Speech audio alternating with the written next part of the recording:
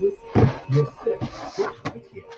Join the Funky from Inside South Africa every Tuesday, 0 to 20 hours, under the Alama Insight Special, a program that gives you the best and most practical, actionable insights.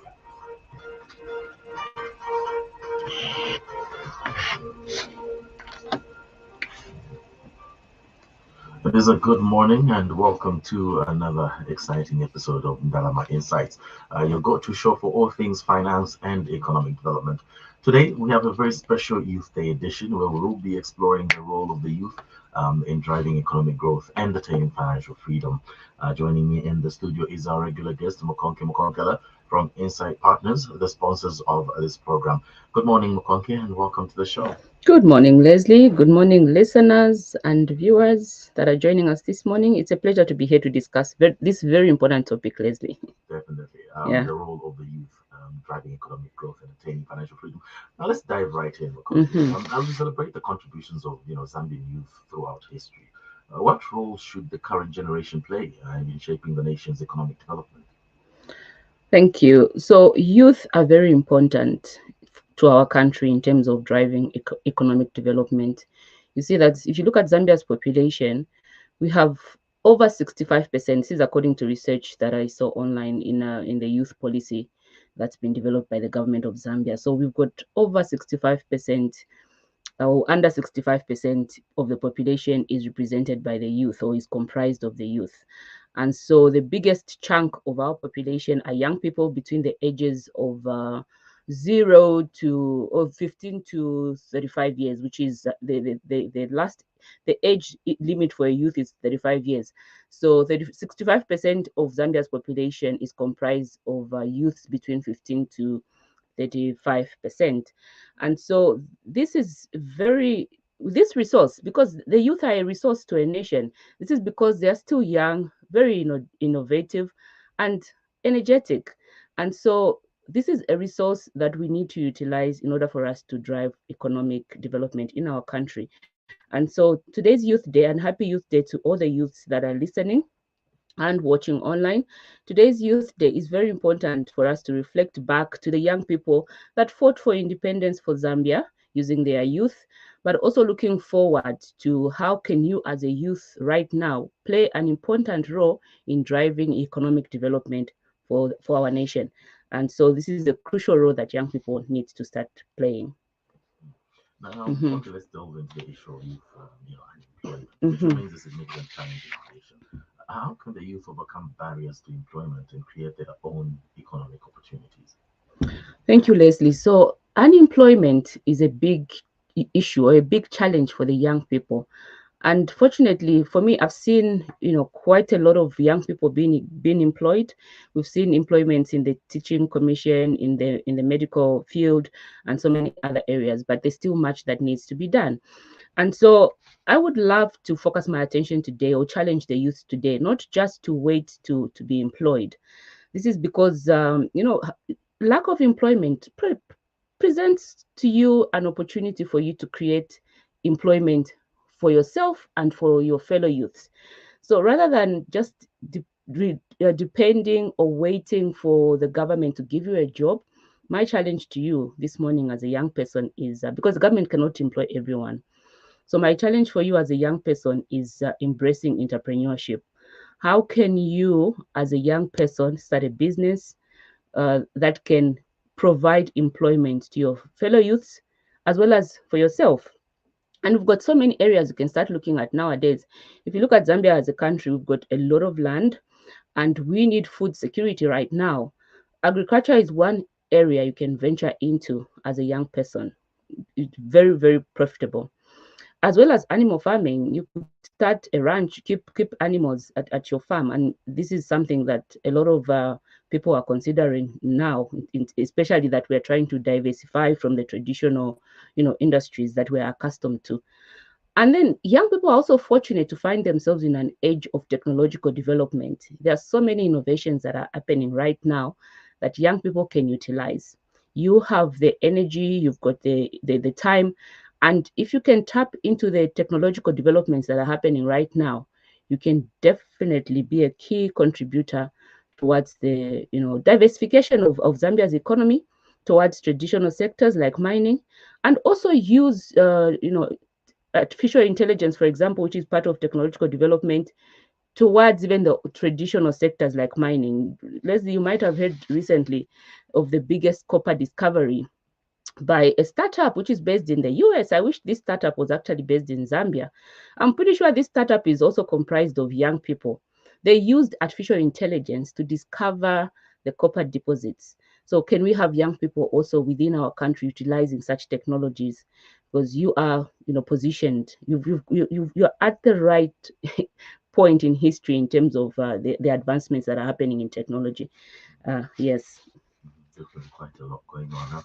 Yeah. Now you raised some excellent points, Mukonki, but let's talk about financial literacy, which is often cited as a significant challenge for the youth. How can we empower young people then to make informed financial decisions and achieve financial freedom? So financial literacy is extremely important. And how can we empower young people? I think as a nation, we need to start very early in terms of educating the young ones financial literacy skills. We're talking about skills such as how do you save money? How do you budget your money? How do you invest your money? So we need to relook at our education curriculum and ensure that we have financial literacy as a course in terms of our curriculums for the young people. Because when the young people are financially literate, they live different lives compared to if they are not aware of the need for them to save money, to invest money, and to grow money. And as we know already, young people are advantaged because you are still young. You've still got a long way to go. So you can actually take risks in terms of investing. You can invest in the stock market and still ride all the waves that are found in the stock market and earn a return on your investment. And so as a nation, we really need to address the challenge of lack of financial literacy in our nation, not just for the young people, but generally, very few people have access to financial literacy information. And so government really needs to play a critical role in ensuring that financial literacy information is embedded in our education system, but also other partners like the financial institutions that play a key role when it comes to, let's say, saving money. You cannot save money under your bed.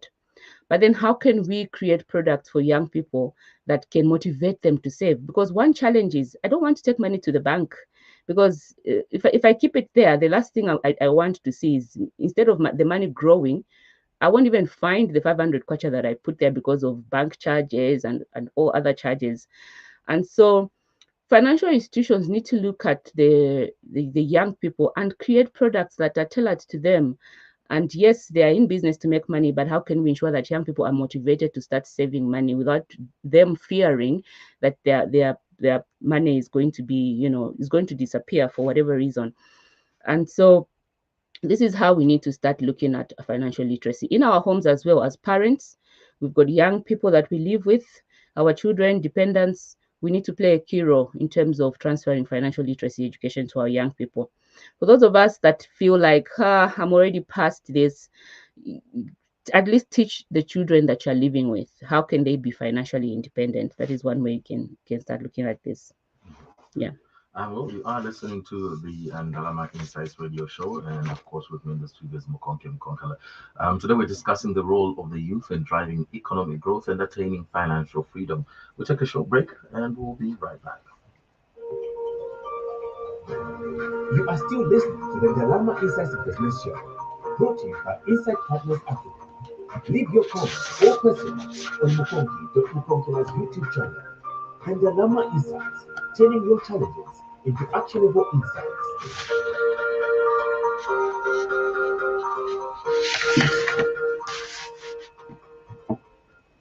All right, we are discussing the role of the youth in driving economic growth and attaining financial freedom. And of course, with me is Mukonki Mkonkala in the studio. Now let's discuss the importance of fostering, an entrepreneurial mindset among the youth. How can we encourage and support young people to embrace entrepreneurship as a viable career path and contribute to economic growth? Thank you, Leslie. So entrepreneurship is a viable career path. Um, Unfortunately, we are coming from a history where we value traditional education, where we are in a classroom. After I graduate, I pursue a course at a college or university, and then I find a job, a good paying job, and then I start getting paid, and then the company, takes care of me until I retire. We need, and this is a key role that I've tried to play in my work and as part of this program. We need to also look at the other side of career progression. So yes, you can go to school, you can pursue your university degrees and MBAs and PhDs, but also consider entrepreneurship as a career. What is entrepreneurship? It is simply starting a business that solves a problem wherever you are. So we've got so many challenges right now. At the moment, we are looking at food security, especially with the drought or very reduced rain season that we've experienced this year. As a creative young person, what solution do you have? How can you use your mind to solve this problem? Okay. That is what we need, and that is what an entrepreneur does. They find a challenge and then they create a solution for that challenge that they can then profit off. So we need to encourage young people to pursue entrepreneurship as well, because it is through entrepreneurship that we can unlock economic development.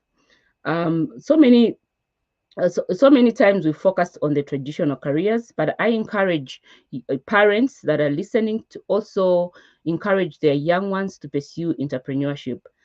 Their schools normally have what are called talent days. I don't know the exact word that they are called right today, but there used to be talent days, I think, where young people are encouraged to go dress up as whatever they want to be when they grow up. I would love to see young people also dress up as entrepreneurs, as a business owner, solving problems in their communities or the country that they are living in. And as I said earlier, we are so advantaged nowadays because you've got technology to help you. It is so easy nowadays. We've got artificial intelligence. We've got online, marketing places that you can utilize, and so many other possibilities. If you are in the rural areas, there's agriculture. How can you, as a young person, use the land where you are living to ensure you create a business for your community, you solve a problem for your community, and that is the only way we are also going to diversify our country's economy from the traditional copper exports, but to look within ourselves, and these solutions are going to come from young people. Yeah, very interesting indeed. Yeah. Kwanke, we've covered a lot of ground today. Yeah. But before we wrap up, though, what final words of wisdom would you like to share with our young listeners, as they embark on their journey towards financial freedom? I mean, we were there, so. So my final words of encouragement are, it seems like when you are young, it seems like you've got the whole world or the whole time. You've still got a long way to go. But before you know it, you are no longer a youth. You are past 35 years. This is the time for you to start making a difference. And it starts by looking at your mindset, having, a hardworking mindset, a disciplined approach towards what you're trying to achieve in your life, and also ensuring that whatever you've learned, transferring that to your fellow youths as well. So we actually need a complete mindset shift amongst our youths, seeing that it's possible for you to do it, to create a business and even grow it, and to help your fellow youths as well as the country in the long run. So I encourage youth to really embrace their youthness and use it towards creating economic development as well as attaining financial freedom. All the information now is available, so there's nothing that is stopping you from contributing to the nation as a youth. And we have access to social media. You've got YouTube. You've got all these sites where nowadays, education is basically at your fingertips. Whatever it is you decide to do, you can learn of social media as well. It's not always about getting paid education where you go, you pay, you get your degree. Sometimes it's also just about learning. You learn how things are done and you do them yourselves. These are some of the things I wish I knew when I was 25. Exactly, and it's actually easy for you to learn now. All you need to do, as Leslie has said, is subscribe to a YouTube channel. You can subscribe to my channel right now. There's vast information that I cover for all ages, including the youth. Definitely. That's what we're talking about. Well, that's all we had time for today. Thank you, Konki, for coming through this morning. Thank you so much. It's been a pleasure being here. Yeah, worth the holiday.